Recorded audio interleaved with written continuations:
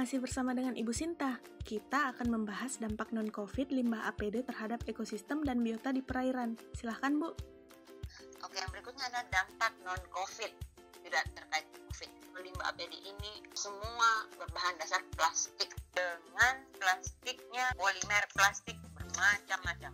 Ada polipropilen, ada poliuretan, poliakrilon nitril, polystyrene yang banyak ditemukan. Jadi limbah APD ini menambahkan sampah plastik yang sudah ada di perairan yang sekarang belum selesai juga masalahnya. Pada saat 1 bulan setelah pandemi lockdown, cuaca bagus gitu ya, karena tidak banyak orang yang keluar, mungkin tidak banyak sampah-sampah terlihat di lingkungan.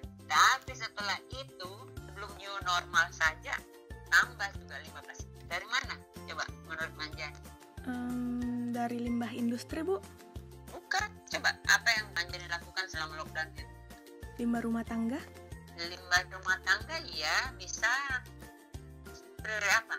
Dari online. Nah, belanja online itu semuanya dikemas dengan plastik.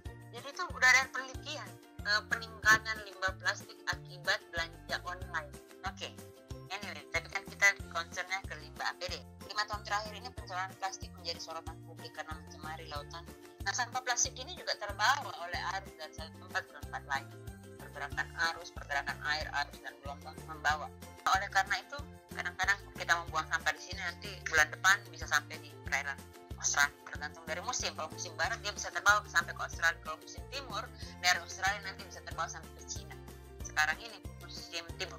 Jadi peranan oceanografi itu sangat besar sekali dalam membawa sesuatu, ya dalam hal ini sampah, dalam hal ini limbah APD. Jadi dampak negatif limbah APD terhadap biota dan ekosistem perairan sama saja dengan sampah plastik yang sudah sering kita dengar, yang sudah sering dibahas, yang banyak sekali yang membahas ya. Yang pertama apa? Limbah APD tertelan oleh hewan air seperti paus, penyu, lumba, beluga. Nah, jadi limbah APD ini ditakutkan ya tadi bahwa dia bisa termakan, kemudian menghambat saluran pencernaan sehingga pasti efisiensi nutrien yang diserap, kemudian proses makan tidak berjalan sempurna, kemudian dia bisa merasa kenyang, dia tidak makan, akhirnya lama-lama terjadi kematian. Limbah APD berbahan dasar plastik, bisa ratusan tahun berada di perairan. Kemudian kalau dia berada di perairan dengan adanya aksi gelombang, arus, cahaya secara fotokimia, ini bisa terfragmentasi menjadi plastik yang berukuran mikro, namanya itu mikroplastik. Nah, mikroplastik ini karena plastik tidak mudah urai, jadi dia akan bertahan di ekosistem, akhirnya bisa berdampak tidak. Kalau ikan, krustasea dan sebagainya, bahkan fitoplankton, bahkan zooplankton itu bisa menelan mikroplastik. Plastik atau limbah APD juga sempat melekat di mikroorganisme ya. Bakteri patogen itu banyak di perairannya, Salmonella, E. coli. Ternyata penelitian mengatakan bahwa dalam stool atau feses manusia bisa terdapat virus penyebab COVID-19, SARS-CoV-2. Cuman kita tidak tahu, penelitian belum memastikan apakah itu aktif, kemudian apakah itu bisa bertahan lama di situ. Jadi kalau saya bisa menyimpulkan ya bahwa limbah APD ini dampaknya kalau kita lihat dari non-COVID ini bisa sama dengan sampah plastik lain di lingkungan. Yang satu mengancam keamanan pangan dan kualitasnya, kemudian mengancam kesehatan manusia melalui tadi mikroorganisme, bakteri patogen, mempengaruhi wisata laut, kemudian yang menambah permasalahan global climate change. Lalu, apakah limbah APD yang telah dipakai bisa didaur ulang kembali, Bu? Seharusnya bisa, tetapi karena dia limbah medis, itu mungkin tidak bisa didaur ulang. Dia harus diinsinerasi. Itu harus dibakar. Oke, itu tadi penjelasan dari Ibu Sinta mengenai dampak limbah APD.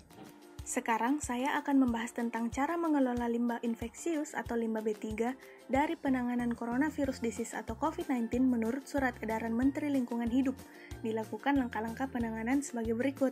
Yang pertama, limbah infeksius yang berasal dari fasilitas pelayanan kesehatan. Langkah yang dilakukan yaitu melakukan penyimpanan limbah infeksius dalam kemasan yang tertutup paling lama 2 hari sejak dihasilkan. Lalu, mengangkut atau memusnahkan pada pengelolaan limbah B3 menggunakan fasilitas insenerator dengan suhu pembakaran minimal 800 derajat Celcius atau menggunakan autoclave yang dilengkapi dengan mesin pencacah. Lalu, residu hasil pembakaran dikemas dan diberi label beracun dan B3, kemudian disimpan di tempat penyimpanan sementara limbah B3 untuk selanjutnya diserahkan kepada pengelola limbah B3. Yang kedua yaitu limbah infeksius yang berasal dari rumah tangga atau masyarakat umum. Dalam upaya mengurangi timbunan sampah masker, maka kepada masyarakat yang sehat dihimbau untuk menggunakan masker guna ulang yang dapat dicuci setiap hari dan setelah menggunakan masker sekali pakai, diharuskan untuk merobek, memotong, atau menggunting masker tersebut dan dikemas dengan rapi sebelum dibuang untuk menghindari penyalahgunaan. Lalu, bagaimana upaya yang dapat dilakukan untuk mengurangi peningkatan limbah APD pada lingkungan? Saran nih bagi masyarakat dan pemerintah, masyarakat terutama, dianjurkan pada masyarakat umum menggunakan masker berbahan dasar kain yang dapat dipakai berulang. Jangan pakai masker sekali pakai, jangan pakai masker medis. Ya. Kedua, pemerintah ya dalam hal ini rumah sakit atau apalah ya harus membuat pembuangan limbah APD yang sesuai kotak serta mempelajari dengan baik gitu tentang bagaimana limbah ini harus dikelola. Dan ketika penting, melakukan edukasi pada masyarakat tentang pembuangan limbah APD tidak pada tempatnya, tidak boleh. Kemudian yang dapat kita lakukan setelah menggunakan masker sekali pakai yaitu dengan memilih limbah masker secara mandiri di rumah, lalu melakukan proses disinfeksi sederhana pada bekas masker dan dikemas secara terpisah. Setelah memisahkan secara mandiri di rumah, pihak pengelola sampah diharapkan untuk tidak menyatukan limbah yang telah dikemas dan diberi label B3 dengan limbah rumah tangga lainnya. Dan pengadaan drop box untuk sampah masker dan APD lainnya di area publik agar masyarakat tidak membuang sembarangan yang nantinya akan dikelola oleh pengelola limbah B3. Dengan dibuatnya video ini, semoga dapat memberi informasi dan penjelasan yang dibutuhkan tentang dampak limbah APD terhadap ekosistem dan biota perairan, serta kita dapat menerapkan upaya dalam meminimalisir limbah APD yang saat ini sedang meningkat akibat pandemi COVID-19.